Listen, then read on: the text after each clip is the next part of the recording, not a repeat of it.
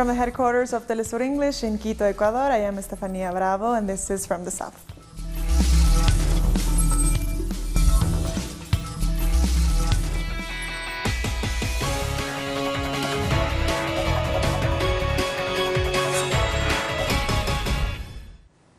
Five days ahead of the general election in Mexico, and our group stole over 11,000 ballot sheets in the southern Mexican state of Tabasco. The National Electoral Institute reported that a group of 4 men attacked the vehicle that was transporting ballots. The crime occurred on Monday in the city of Macuspana in Tabasco, birthplace of frontrunner Andrés Manuel López Obrador. After this new incident, the National Electoral Institute announced they will establish a double signature system on the sheets in order to guarantee the electoral process. Our correspondent Pablo Pérez has all the latest from Mexico City. Less than 32 hours before the end of the electoral campaign, the Mexican Federal Electoral Institute has prohibited the distribution of advertisements on paper wrapping for tortillas. Ricardo Anaya used this as part of his electoral campaigns, offering 1,500 pesos per month for people to vote for him. According to some analysts, the decision of the Mexican Federal Electoral Institute comes too late. On the other hand, the number of victims of political violence has risen. The official number is now 130. Also, in the state of Tabasco, 11,000 electoral ballots were stolen by a heavily armed group. Back to you. Thank you, Pablo, for your information. Mexico's presidential candidates are being turned into a variety of merchandise ahead of the elections. With the elections only days away, candidates are receiving some unusual publicity. Masks are being produced en masse to make piñatas hang in the streets to serve as a reminder of the elections. It doesn't stop there either. Candidates' faces are everywhere, from candles, bottles, and even socks. Since the beginning of the electoral process, Andrés Manuel López Obrador has been the favorite to win in the July 1st election. Let's know more about the presidential candidate of Juntos Haremos Historia. Andrés Manuel López Obrador has made 3 attempts at the presidency of Mexico, this time with the coalition Juntos Haremos Historia, which is a coalition, the Morena, Labor, and Social Encounter parties. This time we're going all the way to the presidential palace. I think so because people want a real change. In the year 2000, El Peje, as he is also known, was elected to the government of Mexico City. 4 years later, he had to defend himself in a legal process that was opened up over his refusal to expropriate a venue located in the eastern part of the city. I am certain that I'm not being judged for violating the law, but for my way of thinking and acting, and what that could represent for the future of this country. With strong popular support, he participated in the presidential elections in 2006, but he didn't make it to Los Pinos. Thousands took the Zócalo and the streets of the capital to demand a recount of the votes. This was one of the most questioned elections in the history of Mexico. He has traveled all over Mexico. One of his key policies has been the defense of the country's natural resources. This is why he led the movement against the privatization of the oil industry. The plundering of oil will create an environment of discontent. After losing the 2012 elections, he starts the national regeneration political movement, Morena. All the people are with him. Poor people first has been the permanent slogan of the man, born in Tabasco 65 years ago. We are going to help the poor more than any other. I'm not hiding it. For the common good, but the poor come first, but also the middle class. In the electoral campaign of 2018, his proposals focusing on social issues have a marked difference compared to his contenders. The conservative Ricardo Anaya and ruling party candidate José Antonio Meade, who want to continue with a neoliberal model. What we are seeing is a similar proposal, in tune with the privileged class in Mexico. López Obrador is also proposing a different model to counter the violence that affects the country, and it has led to 250,000 murders according to non-governmental organizations. We have to restore our society, rebuild families, schools, social organizations, unions, and the government.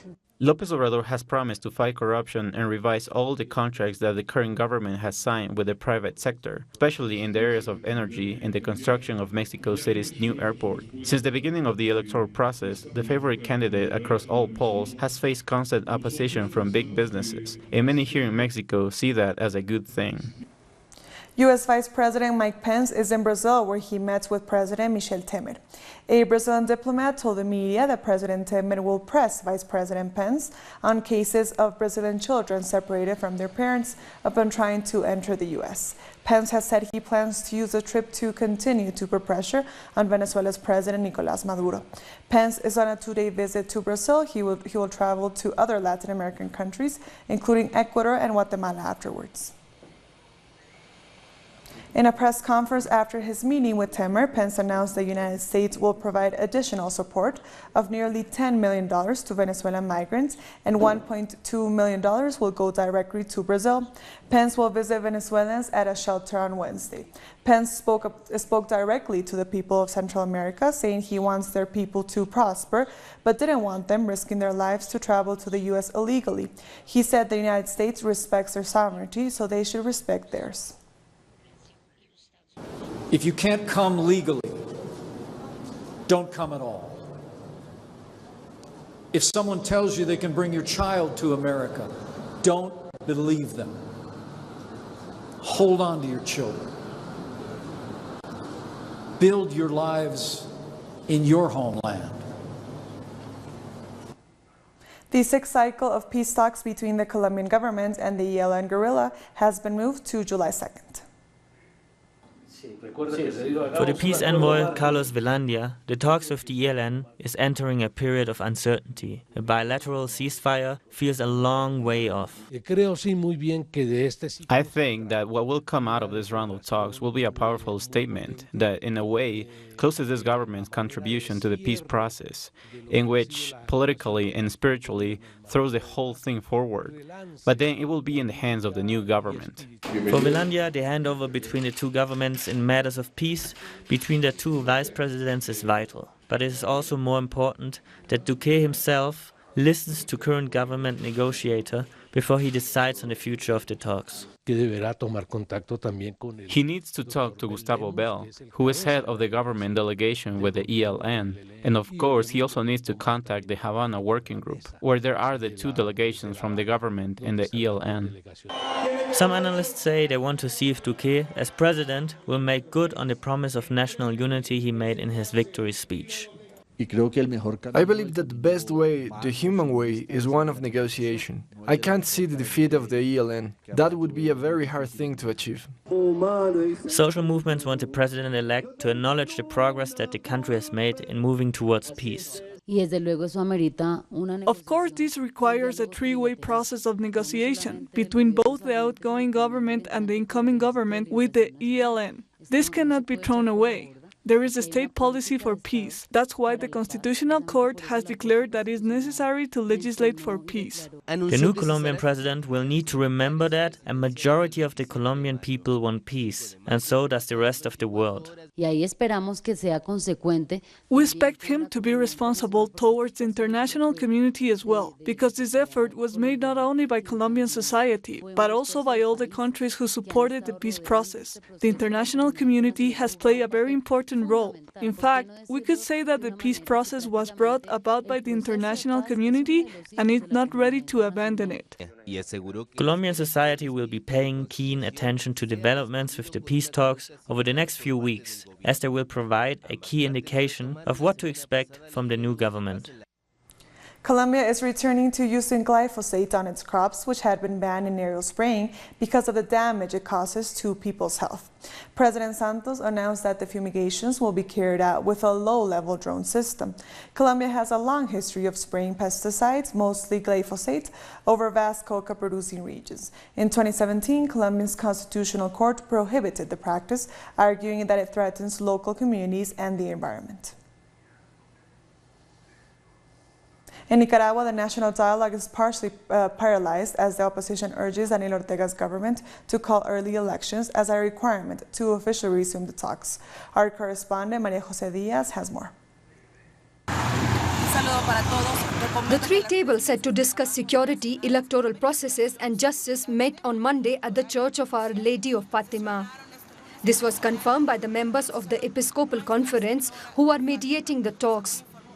Nonetheless, today the talks were cancelled and there hasn't been any confirmation about when they will resume.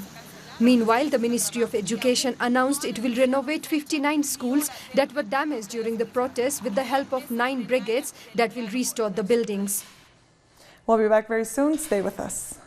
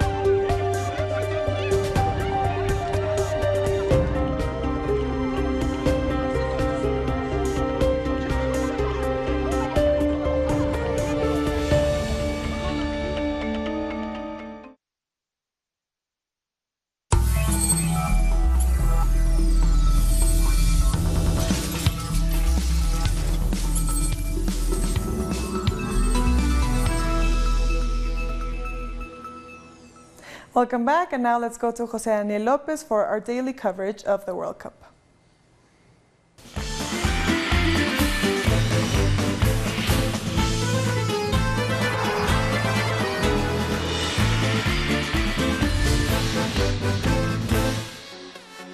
Thank you, Steffi, and welcome to our Telesur Russia 2018 special World Cup coverage. I'm Jose Daniel Lopez, and here are today's headlines. We start with the results from today's matches. After a dramatic game, Argentina qualified to the round of 16, beating Nigeria 2-1. Lionel Messi scored in the first half. Nigerian striker Victor Moses scored a penalty goal to tie the match. But in the last minutes, Marco Rojo scored the winning goal to seal the victory for Argentina. We have suffered a lot. It was a difficult situation. There was a lot at stake, and of course, it was a huge relief for all of us. It was a difficult match because of the results we had before the game and many other things that have been said. We knew it was going to be a difficult night, but fortunately, we have achieved our aim. We didn't think we were going to suffer as much as we have. We were quite confident we would have gone through. I think this victory arises from the fact that the players were convinced and knew that they are excellent players. They have to show that they are during this World Cup. Today, they were able to win against a very tough opponent.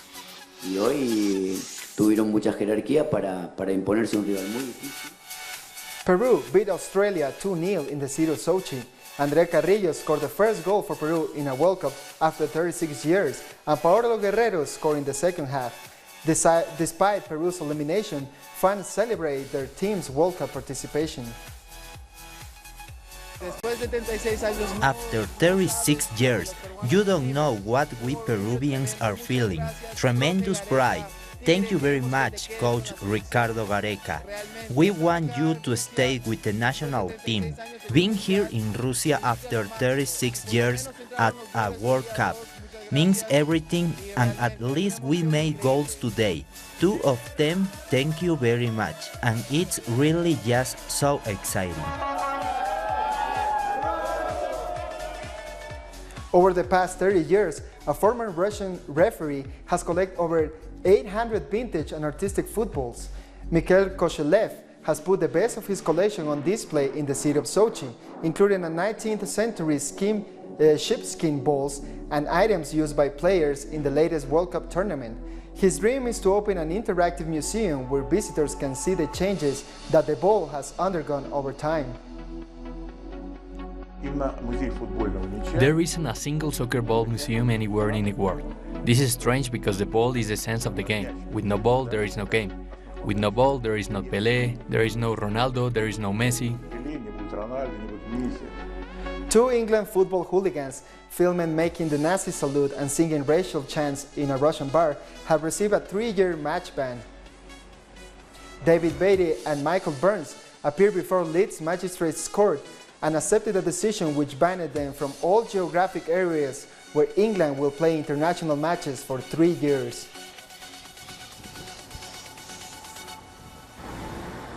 We go back to today's games. France and Denmark drew 0-0 in Moscow. This was the first match of the tournament with no goals after 36 games. Croatia defeated Iceland 2-1. Milan Badelj scored in the first half to give Croatia the lead. Iceland's captain Sigurdsson scored a penalty goal to draw the game, but Ivan Perisic scored a goal in the second half for the win. Now let's take a look at the group points. France qualified to the top position of Group C with 7 points. Denmark qualifies in second position with 5 points. Peru finished in third position with 3 points. And Australia in fourth position with 1 point. In Group D, Croatia qualifies in the top position with 9 points. Argentina also qualifies in second position with 4 points. Nigeria ends up in third position with 3 points, and Iceland sits at the bottom with 1 point. Tomorrow, Brazil will try to qualify to the next round facing Serbia. Switzerland will play against Costa Rica. Germany will face South Korea, and Mexico will play against Sweden.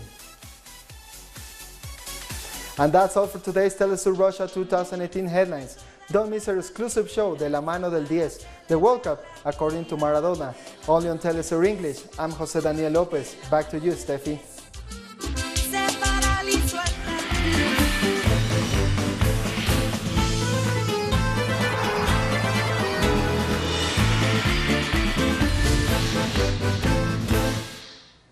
Thank you, Jose Daniel, for your information. More stories now. Venezuelan Foreign Minister Jorge Arreaza is meeting with Prime Minister Gaston Brown in Antigua and Barbuda. A tweet from the Venezuelan Cancilleria said they would be working on cooperation, brotherhood, and Bolivarian diplomacy of peace led by the president. In Barbados, Prime Minister Mia Mottley is laying down the law on how she expects her ministers to act while in office.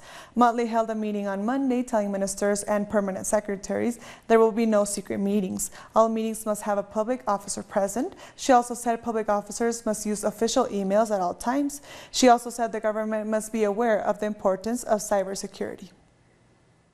The Armada of the 21st century is not going to be in boats coming off Carlisle Bay, either the 17th century version or the ones in World War II. It will be through this.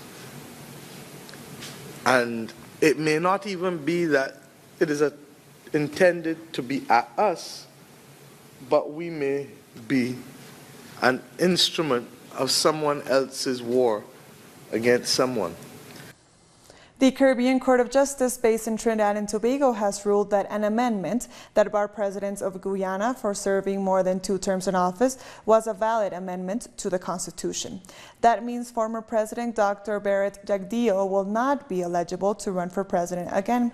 Guyana amended the Constitution to say that a person elected as president after the year 2000 is eligible for re-election only once. It was challenged by a private citizen saying it unconstitutionally curtails and restricts his rights and freedom to elect the former president. Jagdeo became president in 1999 after the former president, Janet Gajang, resigned for health reasons. He won 2 elections in 2001 and 2002 and stepped down because of term limits he approved. The governments of Ecuador and Colombia have confirmed that the bodies found last week in the border region of Tumaco were those of the team of journalists from El Comercio newspaper who were kidnapped and murdered on the border between the 2 countries. The Attorney General of Colombia has confirmed the bodies found in Tumacua, Port City, and Municipality of Nariño Department, Colombia, are those of journalist Javier Ortega, photographer Paul Rivas, and their driver Efraín Segarra, who were abducted and murdered on the Ecuadorian border with Colombia in March. We have used dental records provided to us by family members to identify the remains. Also, DNA tests confirmed the information given by Colonel Fausto Olivos. The examinations were done according to international protocols. According to the Foreign Minister, Ecuador is working with Colombia to deal with this situation and to facilitate for the relatives of the deceased to return to Ecuador with the bodies of their loved ones. We have one of our planes in Cali, ready to bring the bodies back to Ecuador on Wednesday morning. Lawmakers involved in this case highlight the fact that the National Assembly has gone to the considerable lengths to answer questions with regards to the abduction, but they are still demanding answers from the government. What's most important now is finding out the truth about what happened. We have lost 3, yes, but we cannot lose the truth, and this is something that the government has not yet provided. During the journey of the relatives to Colombia, several Colombian media outlets have published unofficial information relating to the families. Given the circumstances, the relatives have asked the governments of Ecuador and Colombia to better coordinate their efforts. They also announced they will continue with their struggle to reveal the truth about the murders. Denise Herrera, Telesur Quito, Ecuador. The Peruvian government announced it will ask Odebrecht, the Brazilian construction company involved in a worldwide bribery scandal, for $1.5 billion for reparations. According to the Minister of Justice, it's repayments for their crimes of corruption in the country. The state took into account the damages and losses created by the alleged paying of millions in bribes to officials and politicians in exchange for political favors. Teachers are still on strike in Peru, demanding extensive improvements to the education budget. Regardless, some teachers are going back to work, fearing the government's response. The Peruvian government took an extreme measure to fight against the national teachers' strike. They replaced striking teachers with unemployed teachers, something that unions consider to be illegal and ethically wrong. We are being used. They want to use us, and we cannot allow that. We cannot allow the government to use us as weapons against our own colleagues. We cannot accept these jobs. On the 6th day of the open-ended strike, the teachers' union decided to expand its fight to schools in order to make parents aware of the importance of this protest, which seeks to protect education and avoid measures like further privatization. What is a family supposed to do if they have to choose which of their children go to school because they cannot afford education for all of them? Can you imagine how this parent will feel? You cannot do that to the people, and so our president should watch out, because he is putting children's education at risk. Teachers from all over the country have arrived at the capital of Lima to join the ongoing protest and urge the government to talk with the unions, a proposal the Peruvian government has refused so far. We are going to prove that this government does not want to solve our decades-long problem, but we are also proving that we're going to resist. We're going to continue this fight against the government's apathy. The teachers' union already announced they will sue the government after they decided to fire teachers on strike. According to unions, this move is against the basic rights of workers. The Supreme Court of the United States has upheld a controversial travel ban targeting several Muslim-majority countries that was proposed by the Trump administration in September 2017. Earlier this year, Hawaii and other states challenged the ban, arguing that it violates federal immigration and law constitutional protections against discrimination on religious grounds. The ruling is a big setback to anti-discrimination advocates as it blocks entry into the United States of most people from Iran, Libya, Somalia, Syria, and Yemen. The ban also affects some officials from Venezuela. Outside the Supreme Court, protesters came out against Attorney General Jeff Sessions and the travel ban. Dozens of protesters chanted, "No ban, no wall." Demonstrators outside the Supreme Court vowed to continue their fight against the measure, which they called unconstitutional because it targets Muslims. The Supreme Court's decision ignored the fact that this president and candidate has targeted a particular faith community which is Muslims here and abroad. Unfortunately, as a nation, we still have a long way to go when it comes to equal protection and living the American ideals. Today's decision is not the last word, either about the Muslim ban or about this administration's long record of anti-Muslim, anti-immigrant policies and actions. We will continue to use all of the tools available at our disposal to fight back against these bigoted, discriminatory policies and to make sure that our country lives up to its ideals and to our beliefs. And finally, to Belize, where UNESCO has removed the Mesoamerican coral reef from its list of threatened World Heritage Sites. The Central American country was applauded for its visionary steps to protect it. The reef is the second largest in the world and spent nearly a decade on the endangered list. It is natural that if it is, we believe we have that kind of resource out there that could yield us a better push in terms of our economy, that people would want to explore that.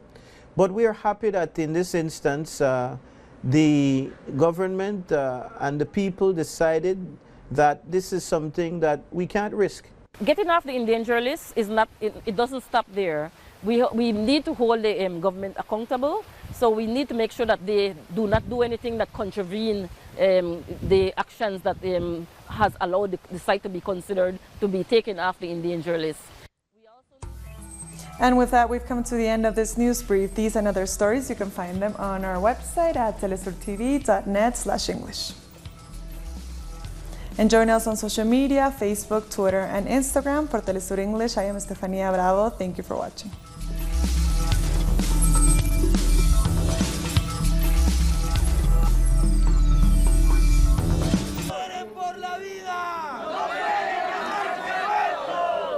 Queremos verdad.